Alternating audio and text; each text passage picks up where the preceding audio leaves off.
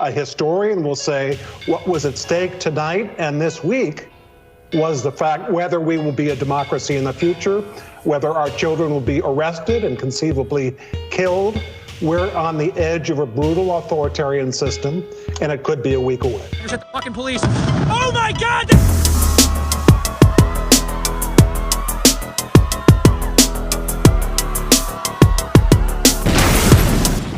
What's up, everybody? Thanks for tuning in. Got another episode of Left Field here, and I gotta tell you, the Democrats right now are going crazy.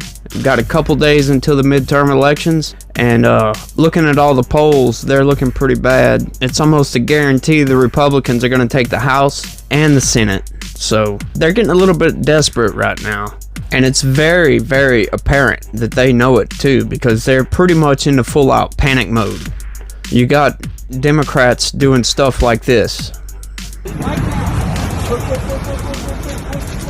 Wow, your city is corrupt.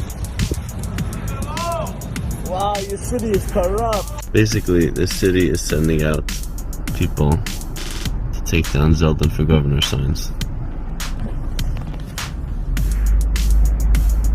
I don't know which agency this is. They've got the mainstream media news on top of it. I mean, they're going all out. Democracy is at stake in this election, Nevada. He made it clear that democracy is at stake this November. Democracy is at stake this November. Democracy is at stake. Our democracy is at stake. The future of our democracy is at stake. We all know democracy is at stake. This is the most important election coming up because democracy is at stake. Nothing less than the future of democracy is at stake. There's something else at stake. Democracy itself. I'm not the only one who sees it. We must vote, knowing what's at stake and not just the policy of the moment, but institutions that have held us together as we've sought a more perfect union are also at stake. We must vote knowing who we have been, what we're at risk of becoming. This is the struggle we're now in. A struggle for democracy, a struggle for decency and dignity, a struggle for prosperity and progress, a struggle for the very soul of America itself. Make no mistake, democracy is on the ballot for all of us. No, you're not voting for Republicans. You're voting for a cult. Remember that. It's a cult. It's not Republicans anymore. White Republican suburban women are now going to vote Republican. Why? Well, I can tell you exactly why. They've picked up on the Democratic propaganda BS that's coming out of the mainstream media's mouth. It's all stupid. Nobody believes it anymore. They're tired of it. That's why. It's almost like roaches voting for Raid, right? They're voting against their own self-interest. And that's another thing that's driving people away from the Democratic Party. When you have people sitting there name calling like roaches voting for Raid, really? Nobody likes that. And it's real funny because you can tell when the Democratic Party is going into panic mode like this. The main thing they do is they try to project onto the other side exactly what they're doing. They're calling Republicans evil. I'm sorry. The problem the Republican Party has is they got really stupid people that vote in their primaries. And when you have that, you're going to get really stupid people demand to have really stupid leaders. A threat to democracy, which in my last video, if you watched, the Democrats are the real threat to democracy, but in all honesty, democracy is not going anywhere. However, the Democrats are trying to tell everybody that if you vote for Republicans and the Republicans take the House and the Senate, democracy is done. They're even warning us to not vote for Republicans. The president decided a few days ago that it was important to issue one final warning on this issue, to make very clear, to leave no doubt, that we have people out there still peddling the big lie. People now raising the issue of election denial in this election. See what I mean? talking about peddling the big lie. The Democrats are doing nothing but lying, it seems like. You got Joe Biden up there talking about how good the economy's doing. Well, I don't know if you've looked at gas prices and food prices and prices of everything, but the economy surely hell doesn't seem to be doing anywhere good in my book. The economy seems to be doing pretty bad right now. That's why inflation is still crazy. Gas prices are still high. But for them to come out and outright warn us, that's arrogance at its peak right there, I must say. Warning us to not vote for Republicans because everything's going to explode. Just like with that first guy. I mean, how crazy is that? Talking about your kids will be arrested and people will die because we didn't vote for the Democrats. I mean, what's really going on with that? I don't understand what they're thinking. I never understand what they're thinking, actually, because their thought process is way out there, to be honest. You know, I've heard people say Republicans are the party of logic. And I must say that's a pretty good way to put it. You know who I'm talking about.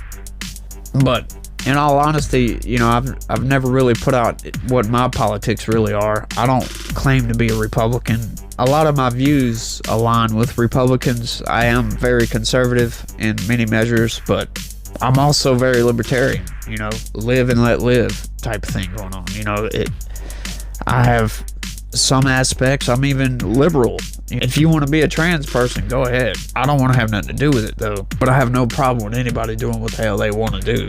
Personally, I think that's the best way to run the government. We should have small federal government, big military. I like having a big military because power projection, I think, is a good thing. If people fear getting into a fight with us, that's a good thing. Small federal government, big military, let the states do what they want. I like having the Constitution over all of it. That's good. Supreme Court is good. That's my politics. I try to be logical with everything I do, but these Democrats are just going way too far with it. It's just getting really nuts. I mean, they're very, very desperate. It's apparent that they're desperate. When you have elected officials going around doing stuff like this. What are you doing? Why are they illegal? Okay, but what if these were different signs? I never see you come and clean out the neighborhood.